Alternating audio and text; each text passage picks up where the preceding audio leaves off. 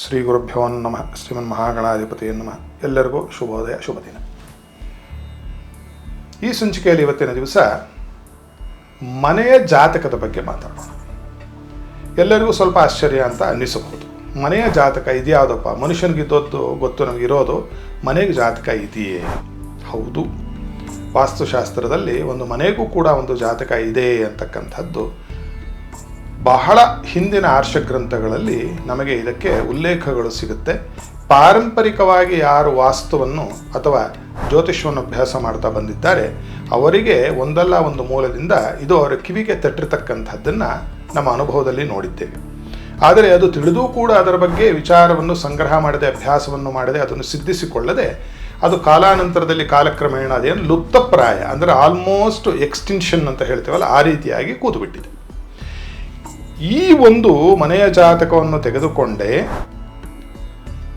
China ದೇಶದಲ್ಲಿ ಫಿಂಗ್ shui ಅಂತಕ್ಕಂತಹ ಒಂದು ಹೊಸ ಪದ್ಧತಿ ಹುಟ್ಟುಕೊಂಡಿದ್ದು ಅಂತ ಹೇಳಿ ನಾವು ತಿಳಿದುಕೊಳ್ಳಬಹುದು. ಉಲ್ಲೇಖಗಳು ಸಿಗದೇ ಇರಬಹುದು, ಆದರೆ ಅದಕ್ಕೂ ಇದಕ್ಕೂ ಸಂಬಂಧ ಇದೆ. ಈ ಒಂದು ಮನೆಯ ಜಾತಕ ಅಂತ ಹೇಳಿ ನಮ್ಮ ಹೈಂದವ ಸಂಸ್ಕೃತಿಯಲ್ಲಿ, ಸನಾತನ ಧರ್ಮದಲ್ಲಿ ಏನು ಹೇಳಿದೆಯೋ ಇದು 100% ಇದ್ದರೆ ಫಿಂಗ್ ಶೂಯಿಯಲ್ಲಿ ನಿಮಗೆ ಸಿಗ್ತಕ್ಕಂಥದ್ದು 20-25% ಅಷ್ಟೇ. ಅಂದರೆ ಅಷ್ಟು ದೊಡ್ಡದಾಗಿ ವಿಭವವಾಗಿ ಈ ಒಂದು ಮನೆಯ ಜಾತಕ ಅಂತಕ್ಕಂಥದ್ದು ನಮ್ಮ ವೈದಿಕ ಸಂಸ್ಕೃತಿಯ ವಾಸ್ತುಶಾಸ್ತ್ರದಲ್ಲಿ ಹೇಳಿದೆ. ಜಾತಸ್ಯ ಜಾತಕಂ ಅಂದರೆ ಯಾವುದು ಹುಟ್ಟುತ್ತೋ ಅದಕ್ಕೊಂದು ಜಾತಕ ಇರುತ್ತೆ ಅಂತ ಶಾಸ್ತ್ರದ ಒಂದು ನಿರ್ಣಯ. ಮನುಷ್ಯನು ಹುಟ್ಟುತ್ತಾನೆ, ಅವನಿಗೊಂದು ಜಾತಕ ಉಂಟಾಗುತ್ತೆ. ಅದೇ ರೀತಿಯಾಗಿ ಮನೆಯನ್ನು ಹುಟ್ಟುತ್ತೆ ಅಲ್ವೇ? ಆ ಮನೆಯನ್ನು ಹುಟ್ಟಿದಾಗ ಆ ಮನೆಯನ್ನು 3 ಹಂತಗಳು ಅದಕ್ಕೆ ಹುಟ್ಟಲಿಕ್ಕೆ. ಅಡಿಪಾಯ ಹಾಕೋದು, 2ನೇದು ಗೋಡೆಯನ್ನು ಕಟ್ಟೋದು ಮತ್ತು ಛಾವಣಿಯನ್ನು ಹಾಕೋದು, 3ನೇದು ಗೃಹ ಪ್ರವೇಶವನ್ನು ಮಾಡಿಕೊಂಡು ಇವತ್ತಿನಿಂದ ಇದು ನಮ್ಮ ಮನೆ ಅಂತ ಹೇಳಿ ನಾವು ಅಲ್ಲಿ ನಿವಾಸ ಮಾಡಲಿಕ್ಕೆ ಶುರು ಮಾಡ್ತಕ್ಕಂಥದ್ದು. ಈ 3ಕ್ಕೂ ಕೂಡ ಶಾಸ್ತ್ರದಲ್ಲಿ ವಿಧಿ ಮತ್ತು ವಿಧಾನಗಳಲ್ಲೂ ಹೇಳಿ. ಆ ರೀತಿಯಾಗಿ ಮಾಡಿದಾಗ ಏನಾಗುತ್ತೆ, ಆ ಮನೆಗೆ ಒಂದು ಜೀವಕಳೆ ಬರುತ್ತೆ. ಇಲ್ಲ ಅಂದರೆ ನಿರ್ಜೀವವಾಗಿರ್ತಕ್ಕಂತಹ ವಸ್ತು. ಮನುಷ್ಯನ ದೇಹ ಇದೆ, ಆದರೆ ದೇಹವೇ ಎಲ್ಲ ಕೆಲಸವನ್ನು ಮಾಡ್ತಿದೆಯೇ? ಇಲ್ಲ. ಅದಕ್ಕೊಂದು ಜೀವ ಇರಬೇಕಲ್ವ, ಅದಕ್ಕೊಂದು ಪ್ರಾಣ ಇರಬೇಕಲ್ವ. ಆ ಪ್ರಾಣ ಬಿಟ್ಟ ತಕ್ಷಣ ಏನಂತ ಕರಿತೀವಿ? ಅದನ್ನು ಬೇರೆ ಒಂದು ಪದದಿಂದ ನಾವು ಕರೆದು ಬಿಡ್ತೀವಿ. ಅದೇ ರೀತಿಯಾಗಿ ಏನಾಗಿದೆ, ಸುಮಾರು ಮನೆಗಳಿದ್ದಾಗ್ಯೂ ಕೂಡ ಅಲ್ಲಿರ್ತಕ್ಕಂಥವರಿಗೆ ಸಮಾಧಾನಗಳು ಇಲ್ಲ, ಯಾವುದೇ ಒಂದು ಸಂತೋಷ ಇಲ್ಲ, ಯಾವುದೋ ಒಂದು ಅವ್ಯಕ್ತವಾದ ಒಂದು ಭೀತಿ, ಒಂದು ಕಷ್ಟ, ಒಂದು ಒತ್ತಡ ಮತ್ತು ಪದೇ ಪದೇ ಏನೋ ಒಂದು ಅವ್ಯಕ್ತವಾಗಿರ್ತಕ್ಕಂತಹ ಒಂದು ವಾಂಛೆ, ಏನೋ ಬೇಕು, ಏನು ಬೇಕು ಅನ್ನೋದು ಗೊತ್ತಿಲ್ಲ. ಇದೆಲ್ಲ ಆಗಲಿಕ್ಕೆ ಮೂಲಭೂತವಾದ ಕಾರಣ ಏನು ಅಂತಂದರೆ ಆ ಮನೆಯಲ್ಲಿ ಒಂದು ಜೀವಕಳೆ ಅಥವಾ ಪ್ರಾಣಕಳೆ ಇಲ್ಲ ಅಂತಕ್ಕಂಥದ್ದು. ಅಂತಹ ಒಂದು ಪ್ರಾಣ ಜೀವಕಳೆಯನ್ನು ಮನೆಯಲ್ಲಿ ಉಂಟು ಮಾಡಿದ ತಕ್ಷಣದಲ್ಲಿ ಏನಾಗುತ್ತೆ ಅಂದರೆ ಆ ಮನೆಗೆ ಒಂದು ಜಾತಕ ಹುಟ್ಟುತ್ತೆ. ಆ ಮನೆಗೆ ಒಂದು ಜೀವಕಳೆ, ಪ್ರಾಣಕಳೆಯನ್ನು ಉಂಟು ಮಾಡತಕ್ಕಂತಹ ಕೆಲವು ಪ್ರಕ್ರಿಯೆಗಳು ಗೃಹ ಪ್ರವೇಶ ಕಾಲದಲ್ಲಿ ಮಾಡಬೇಕು. ಇತ್ತೀಚಿನ ದಿನಗಳಲ್ಲಿ ಕೆಲವಾರು ಸಂಚಿಕೆಗಳಿಂದ ಹೇಳಿದ್ದೆ ಅನಿಸುತ್ತೆ ನಾನು. ಇತ್ತೀಚಿನ ದಿನಗಳಲ್ಲಿ ಏನಾಗಿದೆ ಅಂತ, ಗೃಹ ಪ್ರವೇಶ ಅಂದರೆ ಹಿಂದಿನ ದಿನ ಒಂದು ಹೋಮ, ಬೆಳಗ್ಗೆ ಒಂದು ಹೋಮ, ನಾವೆಲ್ಲ ಮನೆಗೆ ಹೊರಟು ಹೋಗೋದು. ಆ ರೀತಿಯಾಗಿ ಹೇಳಿಲ್ಲ ಶಾಸ್ತ್ರದಲ್ಲಿ, ಆ ರೀತಿಯಾಗಿ ಹೇಳೇ ಇಲ್ಲ. ಬಹಳ ದೊಡ್ಡದಾಗಿ ಮಾಡ್ತಕ್ಕಂಥ ಅಥವಾ ಮಧ್ಯಮ ರೀತಿಯಲ್ಲಿ ಮಾಡ್ತಕ್ಕಂಥ ಅಥವಾ ಕನಿಷ್ಠ ರೀತಿಯಲ್ಲಿ ಮಾಡ್ತಕ್ಕಂಥ ಗೃಹ ಪ್ರವೇಶದ 3 ಹಂತಗಳನ್ನು ಹೇಳಿಬಿಟ್ಟಿದ್ದಾರೆ. 3ರಲ್ಲೂ ಕೂಡ ಜೀವಕಳೆ, ಪ್ರಾಣಕಳೆ ಮನೆಗೆ ಬರೆಸಬಹುದಾಗಿರ್ತಕ್ಕಂತಹ ಅನಿವಾರ್ಯವಾಗಿರ್ತಕ್ಕಂತಹ ಕೆಲವು ವಿಚಾರಗಳು, ಕೆಲವು ಪೂಜೆಗಳಾಗಿರಬಹುದು ಅಥವಾ ಕೆಲವು ಪ್ರಕ್ರಿಯೆಗಳು ಅಂತ ಹೇಳಬೇಕು. ಅದನ್ನು ಪುರೋಹಿತರು ಅಥವಾ ಆಚಾರ್ಯ ಅಂತ ಅನಿಸ್ಕೊಂಡಿರ್ತಕ್ಕಂಥವನು ಆ ಮನೆಯಲ್ಲಿ ಮಾಡಬೇಕಾಗುತ್ತೆ. ಅದನ್ನು ಮಾಡಿದಾಗ ಏನಾಗುತ್ತೆ ಅಂದರೆ ಆ ಮನೆಗೆ ಒಂದು ಜೀವಕಳೆ, ಪ್ರಾಣ ಉಂಟಾಗುತ್ತೆ. ಆವಾಗ ಅದಕ್ಕೊಂದು ಮನೆಗೆ ಒಂದು ಜಾತಕ ಹುಟ್ಟುತ್ತೆ. ಮನುಷ್ಯನ ಜಾತಕವನ್ನು ಇಟ್ಟುಕೊಂಡು ನಾವೇನು ಹೇಳ್ತೀವಿ ಅಂದರೆ ಅವನ ಆರೋಗ್ಯದ ಬಗ್ಗೆ, ಅವನ ಹಣಕಾಸಿನ ಬಗ್ಗೆ, ಅವನ ಧೈರ್ಯ ಸಾಹಸಗಳ ಬಗ್ಗೆ, ಅವನ ಓದಿನ ಬಗ್ಗೆ, ಅವನ ಬುದ್ಧಿಮತ್ತೆಯ ಬಗ್ಗೆ, ಅವನ ರೋಗ ರುಜಿನಗಳ ಬಗ್ಗೆ, ಅವನ ಮದುವೆಯ ಬಗ್ಗೆ, ಅವನ ಆಯುಷ್ಯದ ಬಗ್ಗೆ, ಅವನ ಭಾಗ್ಯದ ಬಗ್ಗೆ, ಅವನ ಉದ್ಯೋಗದ ಬಗ್ಗೆ, ಅವನು ಲಾಭದ ಬಗ್ಗೆ, ಅವನ ಸಂತತಿಯ ಬಗ್ಗೆ ಮತ್ತು ಅವನ ವ್ಯಯದ ಬಗ್ಗೆ, ಅವನ ಆಯುಷ್ಯದ ಬಗ್ಗೆ, ಈ ರೀತಿಯಾಗಿ ನಾನಾ ವಿಧವಾಗಿರ್ತಕ್ಕಂತಹ ಫಲದ ಒಂದು ನಿರ್ಣಯವನ್ನು ಮತ್ತು ಫಲ ಕಥನವನ್ನು ಯಾವ ರೀತಿ ಮಾಡ್ತೀವೋ ಈ ಮನೆಗೆ ಒಂದು ಜಾತಕವನ್ನು ನಾವೆಲ್ಲ ಮಾಡಿಸಬೇಕು. ಆ ರೀತಿಯಾಗಿ ಮನೆಗೆ ಒಂದು ಜಾತಕವನ್ನು ಮಾಡಿಸಿದಾಗ ಆ ಮನೆಗೆ ಇರ್ತಕ್ಕಂತಹ ಯೋಗಗಳು ಏನು ಅಂದರೆ, ಇಂತಹ ಒಂದು ಕಾರ್ಯಕ್ಕೆ, ಇಂತಹ ಕಾರ್ಯ ಮಾಡುವುದಕ್ಕೆ ನಾನು ಮನೆಯನ್ನು ಕಟ್ತೀನಿ ಅಂತ ನಿರ್ಣಯ ಮಾಡಿಕೊಂಡೂ ಕೂಡ ನೀವು ಮನೆಯನ್ನು ಕಟ್ಟಬಹುದು. ಅಂತಹ ಪರಮಾದ್ಭುತವಾಗಿರ್ತಕ್ಕಂಥ ಒಂದು ಸ್ವತಂತ್ರವನ್ನು ನಮಗೆ ನಮ್ಮ ವೈದಿಕ ಸಂಸ್ಕೃತಿ ಕೊಟ್ಟಿದೆ. ಅಂದರೆ ನಾನು ಬರೀ ವಿದ್ಯೆಗೇ ನನ್ನ ಜೀವನವನ್ನು ಮೀಸಲಿಡ್ತೀನಿ ಅಂತಂದರೆ ಅವನಿಗೆ ವಿದ್ಯವೇ ಹೆಚ್ಚು ಬರಲಿಕ್ಕೆ ಆ ಮನೆಯನ್ನು ನಾವೇನು ಮಾಡಬಹುದು, ಕಲ್ಪಿಸಿಕೊಡಬಹುದು. ಇದಕ್ಕೆ ವಾಸ್ತುಶಾಸ್ತ್ರ ಅಂತ ಹೆಸರು. ಈಶಾನ್ಯದಲ್ಲಿ ಬಾಗಿಲಿಡೋದು, ಆಡುಭಾಷೆಯ ಕುಬೇರ ಮೂಲೆಯಲ್ಲಿ ಮಲಗಿಬಿಡೋದು, ಆ ಆಡುಭಾಷೆಯ ಕುಬೇರ ಮೂಲೆಯ ಮೇಲ್ಗಡೆ ಒಂದು ಟ್ಯಾಂಕನ್ನು ಕಟ್ಟುವುದು, ಆಮೇಲೆ ಈಶಾನ್ಯದಲ್ಲಿ ಒಂದು ಸಂಪನ್ನು ಮಾಡುವುದು, ಇದಕ್ಕೆ ವಾಸ್ತು ಅಂತ ಎಲ್ಲೂ ಹೇಳಿಲ್ಲ. ಅದು ಬಹಳ ತಪ್ಪು ಪರಿಕಲ್ಪನೆ. ಏನೊಂದು 2-3% ಫಲವನ್ನು ಕೊಡಬಹುದು. ಮುಖ್ಯ ಒಂದು ವಿಚಾರಧಾರೆಗೆ ನಾವು ವಾಪಸ್ಸು ಬರೋಣ. ಆ ರೀತಿಯಾಗಿ ಎರಡನೆಯದು, ಇಲ್ಲ ನಾನು ಹಣಕಾಸಿನ ಒಂದು ಸಂಪಾದನೆ ವ್ಯಾಪಾರ ನಿಷ್ಠನಾಗಿರ್ತೀನಿ, ನನಗೆ ಹೆಚ್ಚಿನ ಒಂದು ಹಣಕಾಸಿನ ಸಂಪಾದನೆ ಆಗಬೇಕು ಅಂತ ಹೊರಟ್ರೆ ಆ ಹಣಕಾಸು ಸಂಪಾದನೆ ಆಗಲಿಕ್ಕೇನೆ ಕೂಡ ನಾವು ವಾಸ್ತುವನ್ನು ಅವನಿಗೆ ನಿರ್ಣಯ ಮಾಡಿ ಕೊಡಬಹುದು.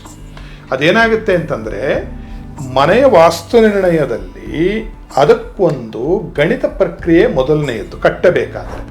ಕಟ್ಟಿದ ನಂತರದಲ್ಲಿ ಈ ಒಂದು ವಾಸ್ತು ಸ್ಥಾಪನೆಯ ಪ್ರಕ್ರಿಯೆ, ಗೃಹಪ್ರವೇಶ ಅಂತ ಆಡುಭಾಷೆಯಲ್ಲಿ ಕರಿತೀವಲ್ಲ, ಅದು ವಾಸ್ತು ಸ್ಥಾಪನೆಯ ಪ್ರಕ್ರಿಯೆ. ಇವೆರಡನ್ನು ಮಾಡುವುದರಿಂದ ಏನಾಗುತ್ತೆ ಅಂತಂದರೆ, ಈಗ ಆರ್ಮಿಗೆ ಸೇರಬೇಕು ಅಂತಂದರೆ ಹೆಂಗಿರಬೇಕು, ದೇಹದಾಢ್ಯ, ಅದಕ್ಕೆ ವಿಧಿವಿಧಾನ ಇದೆ. ನಮ್ಮ ಭಾರತೀಯ ಏನೋ ನೌಕಾಪಡೆ ಆಗಿರಬಹುದು, ವಾಯುಸೇನೆ ಆಗಿರಬಹುದು, ಅಥವಾ ಭೂಸೇನೆ ಆಗಿರಬಹುದು, ಎಲ್ಲರೂ ಹೋಗಿ ಸುಮ್ಮನೆ ಹಿಂಗೆ ಸೇರಿಸ್ಕೊಳ್ಳೋದಿಲ್ಲ. ಅದು ಫಿಸಿಕಲ್ ಟೆಸ್ಟ್ ಅಂತ ಮಾಡ್ತಾರೆ. ಆನಂತರದಲ್ಲಿ ಆ ಮನುಷ್ಯನಿಗೆ ತರಬೇತಿಯನ್ನು ಕೊಟ್ಟು, ಟ್ರೈನಿಂಗ್ ಕೊಟ್ಟು ಅವನನ್ನು ಏನು ಮಾಡ್ತಾರೆ ಅಂತಂದರೆ, ಈಗ ನೀನು ಸೈನಿಕ ಅಂತ ಹೇಳಿ ಕೆಲಸ ಯಾವ ರೀತಿಯಾಗಿ ಆತನಿಗೆ ಒಪ್ಪಿಸುತ್ತಾರೋ ಮನೆಗೆ ಅದೇ ರೀತಿಯಾದಂತಕ್ಕಂತಹ ಒಂದು ದೇಹವನ್ನು ನಾವು ಕೊಡಬೇಕು. ಅದಕ್ಕೆ ಗಣಿತ ಉಂಟು ಅಂತ, ಗಣಿತ ಪ್ರಕ್ರಿಯೆ. There is a pure mathematical calculation for this. ಆ ದೇಹವನ್ನು ಹಾಗೆ ರಚನೆ ಮಾಡಿಕೊಡಬೇಕು ಅಲ್ವೇ.